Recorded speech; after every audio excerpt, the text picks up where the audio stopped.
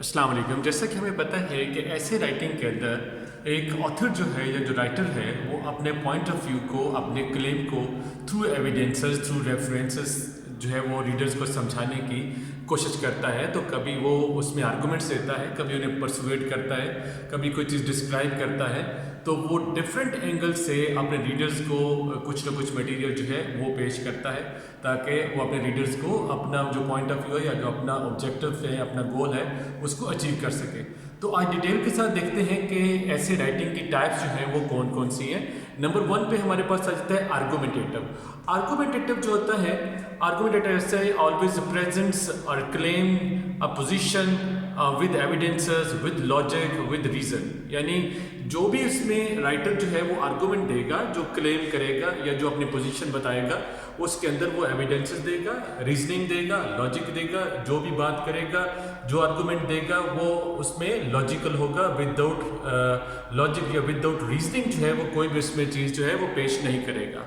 Number 2 हमारे पास आ जाता है एनालिटिकल, जिसमें वो किसी चीज़ का एनालिसिस करता है, यानी वो ब्रेक डाउन करता है, उस चीज़ को वो इंटरप्रेट करता है। अगर कोई जो टॉपिक उसका है उसके बारे में वो उसकी अंडरस्टैंडिंग है, जो उसकी परसेप्शन है, वो उसको इंटरप्रेट करता है और उस टॉपिक के ऊपर या उस टेक्स्ट के ऊपर या उस इशू के ऊपर जो गिवन टॉपिक होता है उसका एनालिसिस करता है कि व्हाट इज हिज एनालिसिस, उसका जो पॉइंट ऑफ व्यू है वो क्या है। कंपैरेटिव ऐसे क्या होते हैं, ये इसमें जो है वो 2 और मोर देन 2 टॉपिक्स या मोर देन 2 टेक्स्ट या मोर देन 2 इश्यूज, उनको कंपेयर किया जाता है। और जो कंपैरिजन है वो अपने रीडर्स को जो राइटर है या जो ऑथर है वो बताता है कि उसने किस तरह से 2 या 2 चीज़ों को कंपैरिजन जो है उनका किया है। फॉर एग्जांपल 2 गवर्नमेंट्स हो सकती हैं, 2 प्रोडक्ट्स हो सकती हैं, 2 कोई भी चीज़ें हो, 2 पर्सनैलिटीज़ हो सकती हैं। जब उनको कंपेयर करते हैं तो वो कंपैरेटिव ऐसे होता है। फिर आ जाता है हमारे पास एक्सपोजिटरी। एक्सपोजिटरी क्या है कि आप यानी रीडर्स तक एक टॉपिक को डिस्क्राइब करते हुए या उसके बारे में एक्सप्लेन करते हुए विद रीज़न, विद लॉजिक, जो रीडर्स को पता नहीं होता उसके बारे में इंफॉर्मेशन देना, जो है किस चीज़ को एक्सपोज करना। ठीक है, यानी कोई किसी के टॉपिक के बारे में या किसी इंफॉर्मेशन के बारे में जो रीडर्स हैं वो नहीं जानते थे, तो राइटर ने उनको उस चीज़ों के बारे में या उस टॉपिक के बारे में एक्सपोज किया, उन्हें इन्फॉर्म किया, तो उसको एक्सपोजिटरी ऐसे कहते हैं।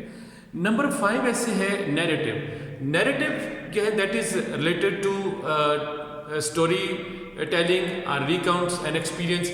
कोई लाइफ का एक्सपीरियंस है, कोई स्टोरी है, कोई इंसिडेंट है, कोई इवेंट है, उसके बारे में जब हम नरेट करते हैं, जब हम एक्सप्लेन करते हैं, जो पीस ऑफ राइटिंग बनता है दैट इज कॉल्ड नैरेटिव। फिर हमारे पास सेकंड लास्ट है परसुएसिव, जिससे हम किसी रीडर को परसुएट करते हैं, मोटिवेट करते हैं, उससे कन्विंस करते हैं रीडर को अपने टॉपिक के ऊपर, पॉइंट ऑफ व्यू के ऊपर, अपने टेक्स्ट के ऊपर या अपना जो इशू होता है या जिसके बारे में हमने लिखा होता है, जो हमारा पॉइंट ऑफ व्यू है या जो हमारा एनालिसिस है या जो हमारा आर्गूमेंट है या जो चीज़ हमने जो है वो रीडर्स से उन्हें मनाने की कोशिश की है, परसुएट करने की कोशिश की है, मोटिवेट करने की कोशिश की है कि जो हम कह रहे हैं, जो ऑथर जो है या रीडर कह रहे हैं, राइटर जो कह रहा है, रीडर उसको मान जाए, रीडर उसको उस पर परसुएट हो जाए, रीडर उस पर मोटिवेट हो जाए। लास्ट हमारे पास आता है दैट इज डिस्क्रिप्टिव। डिस्क्रिप्टिव क्या है, जब भी सेंसेस को यूज करते हुए, यानी राइटर जो है वो सेंसेस का इस्तेमाल करता है, सेंस ऑफ स्मेल है, सेंस ऑफ टच है, सेंस ऑफ सीइंग है, सेंस ऑफ जो है वो टेस्ट है, डिफरेंट सेंसेस का यूज वो करता है, यानी किसी पर्सन को, प्लेस को या किसी ऑब्जेक्ट को डिस्क्राइब करता है, उसके बारे में डिस्क्रिप्शन देता है, तो दैट इज कॉल्ड डिस्क्रिप्टिव। तो ये थोड़ी सी मालूमात थी ऐसे राइटिंग के ऊपर और ऐसे की जो टाइप्स हैं कि ऐसे की टाइप्स क्या हैं, और ये जो 7 टाइप्स हैं, इसमें ऑथर या जो राइटर है वो अपने आप को वेल जज कर सकता है कि उसकी जो है वो स्किल्स या उसकी एक्सपर्टीज़ किस में है, तो वो उसमें उस एक फील्ड में अपना लोहा मनवा सकता है, अपने आप को उसमें एक्सपर्ट बना सकता है और अपने आप को ज़्यादा ग्रूम कर सकता है, ज़्यादा डेवलप कर सकता है, बजाय इसके कि वो ऑल टाइप्स ऑफ एसेस को टच करे। अगर उसकी इंटरेस्ट इसमें से किसी 1 या 2 के बारे में है तो उसमें से एक अच्छा ऑथर या राइटर जो है वो बन सकता है। Thank you very much.